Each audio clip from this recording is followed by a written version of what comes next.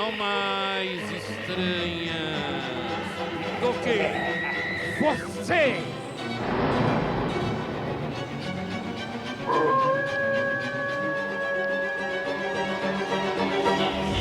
Brinde a você, telespectador, e seja bem-vindo ao estranho mundo de Zé do Caixão. Hoje, com uma entrevista reveladora com Ney Matogrosso. Eu era uma pessoa incapaz de trocar de camisa na frente de outra pessoa. Eu tinha problema que vissem minhas mãos. Eu vivia com as mãos no bolso. Eu era uma pessoa de timidez e achava que eu era uma pessoa horrível. Mas antes, sempre aquela preocupação com aquela carta estranha que eu recebi na internet.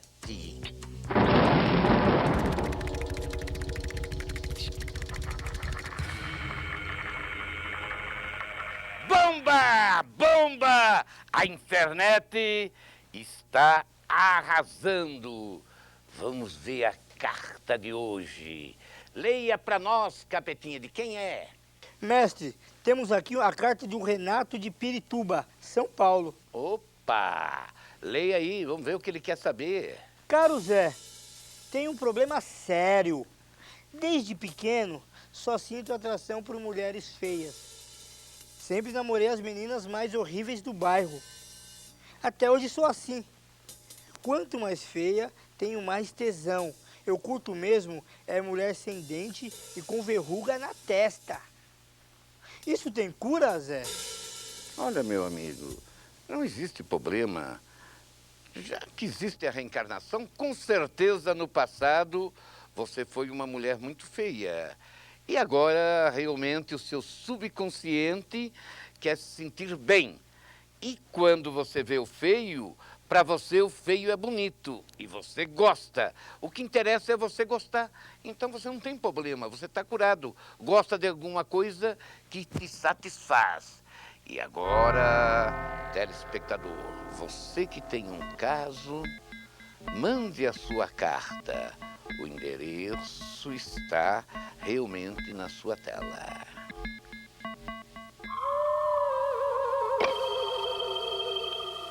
Telespectador, bem-vindo ao estranho mundo de Zé do Caixão, que hoje tem a honra de entrevistar o carismático cantor Ney Matogrosso. Tudo bem, Ney? Tudo bem, você? Legal, estamos aí na luta. Me diz uma coisa, Ney, desde criança você sempre se interessou por coisa extravagante, diferente? Olha, sim, as coisas Sua infância, diferentes assim, são as mais atraentes sempre, né? Como era a sua imaginação? Minha imaginação ia longe. Minha imaginação ia longe. Eu era uma criança que queria ficar invisível. Que legal. Por que você queria ficar invisível? Porque eu lia numas histórias em quadrinho ali que existia um pó que você jogava você em gostava cima. de história em quadrinho? Sim, eu que também, existia um também. pó que você jogava e que você ficava invisível. Ah, E você não sabe o que eu catei de coisa para triturar, para fazer um pó que jogasse em cima de mim, porque eu queria ficar invisível. Eu acreditava que era possível. Quantos Eu anos, devia mano? ter 6, 7 anos. Você era uma criança, então, muito criativa. Eu sempre fui muito introspectivo, então sim, minha cabeça funcionava muito, né? Ah, certo. Mas muito fechado. Sim, muito fechado. Ah, isso é legal. Ah. Você teve uma infância alegre, assim? Eu tive Como uma foi? infância normal, assim, eu diria, Mojica. Eu fui criado... Meu pai era militar, então eu nasci em Mato Grosso, morei na Bahia. A minha primeira lembrança que eu tenho é da Bahia. Eu devia ter 3 anos, morávamos numa casa que era assim uma colinazinha beira-mar, em Amaralina, tinha um quartel no canto, a nossa casa cercada de coqueiros, o mar embaixo assim, e uns jabutis gigantes que eu sentava em cima desses jabutis e eu tripeava. Esse jabuti me carregava para onde ele quisesse o dia inteiro e eu estava ali, para mim aquilo era Era não sei o que significava aquilo, porque eu não era eu era outra coisa. Eu era um personagem. Você se transportava. Me transportava. Então eu sempre tive esse lado assim muito facilmente disponível, né? Legal. Como era a sua relação com a natureza, assim, em si? Eu fui solto, fui criança solta, fui criança. Depois disso que eu te contei, eu vim morar no Rio de Janeiro, fui criado, acabado de ser criado num subúrbio do Rio de Janeiro, em Padre Miguel. E você é da onde mesmo? Eu sou de Mato Grosso. De Mato Grosso. Só que Padre Miguel se chamava Moça Bonita, e eu era uma criança solta, porque ali era uma zona oeste, a parte que eu morei eram assim antigas fazendas que não eram mais produtivas e com muitas frutas e muitas mangas e muitas frutas no mato mesmo. E eu e os meus amiguinhos vivíamos por ali, soltos naquele. Que gostoso. Era muito. Então eu sempre tive um contato assim muito próximo com a natureza, muito presente. E como era o misticismo para você? Você sempre foi místico? Olha, meus pais eram espíritas. Então, mas sempre me liberaram. Eu não tive uma formação religiosa nenhuma. Não teve nenhuma pressão? Nenhuma pressão. Certo. Eu me lembro que eu quis fazer primeira comunhão, então eu fui na igreja, eu fui lá, fiz Você a primeira... pediu para fazer? Eu quis fazer. Eu quis fazer. Por quê? Porque eu achava bonito, eu via muitos meninos dali do lugar onde eu morava fazendo, e eu fui fazer também, mas eu não sou católico, assim, não tenho nenhuma ligação com nenhuma religião formalmente. Eu acredito em algumas coisas, em muitas coisas, mas eu não tenho uma religião, assim, formal que eu, sabe? E como era as cerimônias espíritas que seus pais realmente frequentavam? Olha, eu vi muito poucas e aquilo me assustava, porque eu achava muito violento. Eu tinha medo. É? Porque era muito pulo e muita coisa, eu ficava assustado com aquilo, eu nem gostava de ir. Quando queriam me levar, eu não queria, porque eu tinha medo daquilo, né? Tinha medo. Mas, com o passar do tempo, eu entendo todas essas coisas, aceito todas, respeito todas, sabe? Depois, sozinho, eu fui também a Mas aquilo, lugares... queira ou não, te abriu assim as portas sim, para... Sim, me abriu a porta... Sim, claro, aquilo... Sobrenatural. Sim, claro, aquilo ali me abriu uma possibilidade de que não era só a Igreja Católica, aquilo ali que eu tinha ido lá fazer minha primeira comunhão porque eu queria. Existiam outras coisas e que tanto considerei que mais tarde eu busquei para conhecer melhor. Né? Como foi isso? Olha, uma fase da adolescência que eu fui a muitas coisas. Eu fui ao candomblé, eu fui a vários centros espíritas, eu fui a centros de mesa, e foi o que eu mais gostei, para falar a verdade. Mesa branca. Foi o que eu mais afinidade tive, assim. Né? E o que é que você viu de estranho nessas cerimônias? Nessa foi a menos estranha. Nessa foi a menos estranha. Essa foi a que mais me atraiu. Eu achei uma coisa serena, né? Achei sereno, achei... Vou falar uma palavra que não define, mas eu achei limpo, translúcido, sabe? Muito lúcido. Então... eu gostei muito. Se tivesse que me aproximar de alguma coisa, seria mais disso do que de outra coisa. Depois de Brasília que você veio ao Rio, você foi hippie. Fui. Como foi essa experiência? Olha, Mojica, eu sempre fui um contestador, desde criança. Desde criancinha eu entendia, por exemplo, assim, a conversa dos adultos, eu entendia a conversa dos adultos. Agora, como é que eu entendi a conversa dos adultos, não me pergunte, porque eu não sei, eu era uma criança. Certo. E eu entendia sempre que o X do problema era sexo, era uma coisa assim, toda velada, toda, sabe, as pessoas, existia uma Ninguém falsa falava sobre moral, né? Eu percebia que existia uma falsa Porque moral. ninguém falava sobre isso. Ninguém falava sobre o assunto, mas era a grande questão, né? Certo. Era a grande questão. E eu achava as pessoas hipócritas porque elas não falavam claramente Certo. da problemática, né? Então, uma vez eu vi ele se referindo à mãe de um amiguinho, que eu tinha um amiguinho que falavam que a mãe dele vinha para o centro do Rio de Janeiro se prostituir. E eu via a maledicência das pessoas e eu achava assim, eu pensava, mas o que essas pessoas têm que ver isso? Olha, eu era criança, como é que eu já questionava? Eu disse, o que essas pessoas têm que ver com a vida da mãe do meu amigo, né? Com certeza. Se ela vai ou não vai, faz o que faz, quer dizer, isso... E aí eu sempre questionei tudo, sabe, sempre, e me transformei num adulto questionador e num momento transgressor. Eu passei a viver, por opção minha, uma vida à margem da sociedade estabelecida com a qual eu não concordava em absolutamente nada. Como era essa vida? Eu fui viver pobremente, fui viver das coisas que eu fazia, né?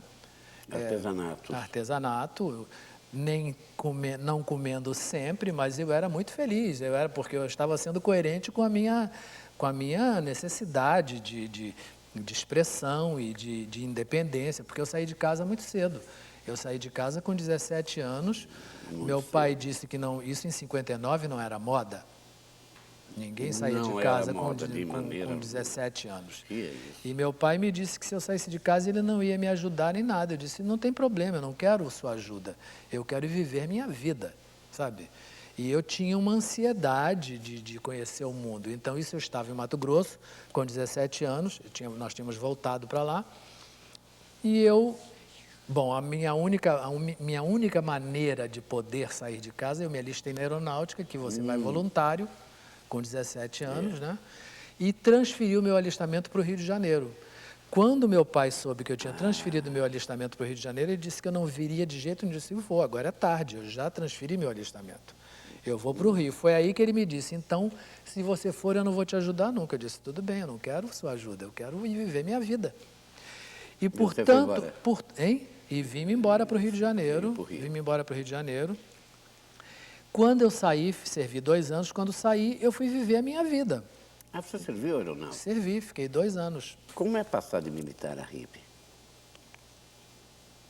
De uma hora para outra, você é militar... Mas não foi assim tão subitamente. Eu saí da aeronáutica, aí eu tinha um primo que morava em Brasília, que era médico, Brasília foi inaugurado em 60. Em 61, ele me chamou a mim e ao irmão dele para trabalharmos lá. Então, eu trabalhei alguns anos no Hospital Distrital de Brasília, né, que foi para onde ele me chamou para trabalhar, e eu trabalhei 4 anos e pedi uma licença, sem remuneração.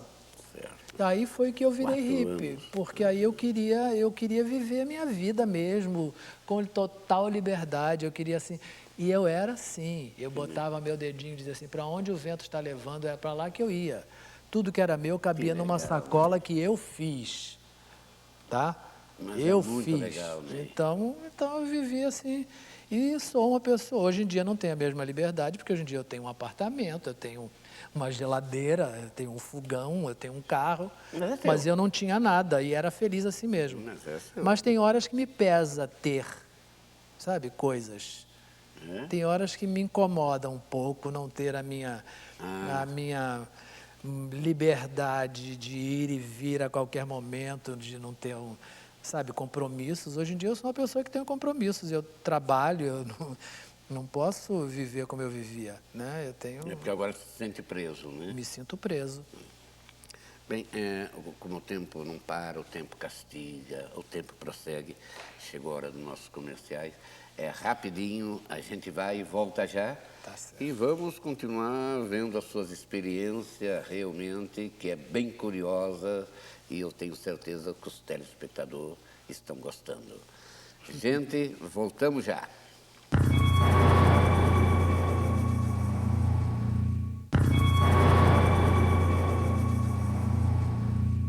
O Estranho Mundo da Educação voltando com o carismático e realmente místico Ney Matogrosso. Vamos lá. Como é que você criou a sua persona artística? Eu criei a minha persona artística por uma coisa que eu ouvia falar, que artista não tinha direito de andar na rua, que artista não podia andar na rua livremente. Não se esqueça que eu já tinha 31 anos quando aconteceu Secos e Molhados. Eu já era uma pessoa que já sabia, tinha mais ou menos claro o que me interessava, o que não me interessava na vida, né? E a última coisa que eu queria perder era o direito de andar na rua. Sabe, como é que eu vou perder o direito de andar na rua? Eu adoro a rua. Como é que eu vou perder o direito de andar na rua? Então, eu me inspirei no teatro kabuki, eu não reproduzi o teatro kabuki, eu me inspirei no teatro kabuki, porque foi o tempo que eu fui morar em São Paulo para ensaiar com Secos e Molhados, e eu ia muito na Liberdade, né, no bairro da Liberdade, e eu via muita coisa, e eu via muita coisa de kabuki, muitas imagens, e eu me inspirei naquilo para fazer uma máscara no meu rosto para que não soubessem quem eu era, e durante muito tempo eu não permiti que me fotografassem sem aquilo, porque exatamente para preservar o meu direito de estar na rua, de andar como qualquer pessoa, né? Então, a partir disso, eu fui desenvolvendo essa persona, né? O que eu percebi, né? O que eu percebi, no momento que eu não tinha rosto, que eu tinha uma máscara, eu adquiri uma liberdade física que eu jamais imaginei que eu pudesse ter algum dia na minha vida, porque eu era uma pessoa completamente... Hein? Te liberou? Me liberou, eu era uma pessoa incapaz de trocar de camisa na frente de outra pessoa. Eu tinha problema que vissem minhas mãos, eu vivia com as mãos no bolso, eu era uma pessoa de timidez e achava que eu era uma pessoa horrível, sabe? E olha que loucura, quando eu perdi o rosto, eu adquiri uma liberdade física de me mostrar nu para o Brasil, sabe? De me mostrar semi-nu, apenas com tapa-sexo e coisas em cima de mim. Que legal. E não me sentindo um monstro, entendeu? Não, isso é muito bom. É verdade que a banda Kiss tentou comer o teu estilo? Eles copiaram a gente. Copiaram? Copiaram a gente.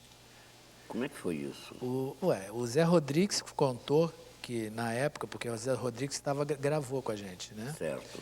E o Zé Rodrigues, eu vi uma entrevista dele dizendo que um dos participantes do Kiss estava aqui no Brasil e ele falou que estava gravando com um grupo em São Paulo que se maquiava para não saberem, não verem o rosto e tal, e mostrou uma foto. E é muito simples, qualquer pessoa que tenha dúvida, veja o ano que saiu o disco dos Secos e Molhados e veja o ano que saiu o primeiro disco do Kiss, um ano depois do nosso. Ah, foi um ano depois dos Molhados. Mas aqui, claro, né? A mentalidade pobre, né? Disseram que nós imitamos o Kiss. Não, é normal de falar isso. O Kiss não existia, nós existimos antes do Kiss. Não, e me diz uma coisa, eu fui um cara que sofri demais com a ditadura. E você?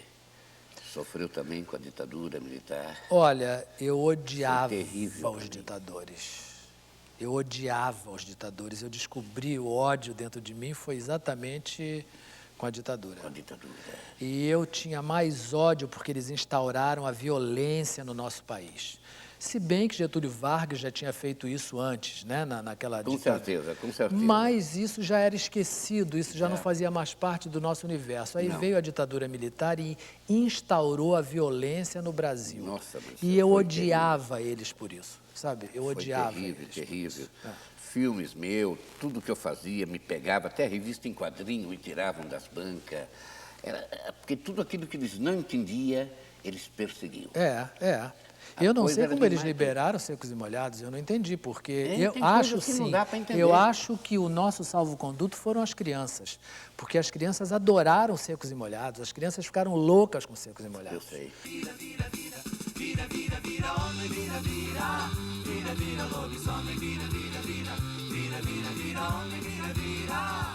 Então eu acho que esse foi o nosso salvo-conduto, porque eles poderiam ter dado um sumiço em mim, principalmente, né? Que era a pessoa que desafiava a moral e os bons costumes do Brasil, né? E você desafiava muito. E eu desafiava conscientemente. Isso. Eu queria mostrar que era possível ser uma pessoa diferente, pensar de uma maneira diferente e viver de uma maneira diferente. Certo. Sabe? Posso te contar uma história bem pesada? Pode? Com certeza. No começo da ditadura, eu morava em Brasília ainda. Aí o Castelo Branco foi à Escola Parque, que era o único cinema, era um colégio que tinha lá, que era o cinema, o único teatro. E aí uma garota que eu conhecia puxou uma vaia para ele. Alguns dias depois ela desapareceu. Quando ela reapareceu, ela não tinha os 2 bicos dos seios, tinham sido cortados. E ela louca. Que história E ela terrível. louca. Ô Ney, estamos chegando ao fim, mas eu gostaria que você fizesse uma mensagem e ao mesmo tempo dissesse aos telespectadores como você gostaria de ser lembrado após a sua partida Sim. para o outro canto. Como uma pessoa que teve coragem, uma pessoa que ousou, né? Uma pessoa corajosa, uma pessoa que enfrentou um momento da história do nosso país, negra, que ousou enfrentar sem pegar em armas, né? Porque você só tinha uma opção, né? Ou você era a favor ou contra a ditadura, e quem era contra tinha que pegar em armas. Eu nunca peguei em armas, mas enfrentei a ditadura, me orgulho disso. Uma pessoa com coragem de existir. Legal, muito bom. Olha, estamos realmente agradecidos, sentimos orgulhoso dessa entrevista, que é bem aberta. O povo pode ficar sabendo de coisas que você com certeza não falou em outros lugares. Muito obrigado. E aqui foi aberto, estamos satisfeitos e eu te admiro demais. Vou continuar admirando agora mais ainda, depois de te conhecer melhor. E até um próximo encontro. Muito obrigado. Muito obrigado, Mujica. E até lá, gente. Até lá. Até lá.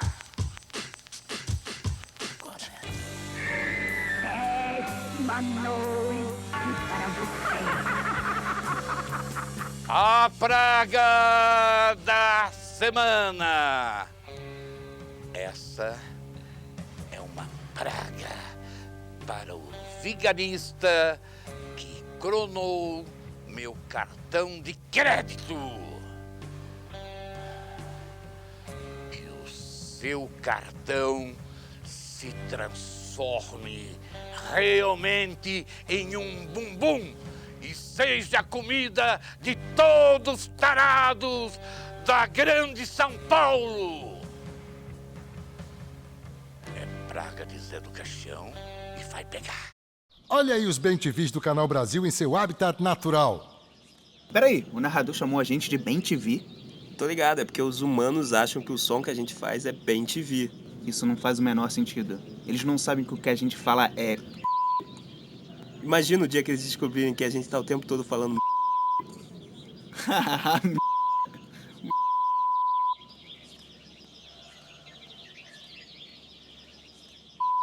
Tá, chega. Já deu.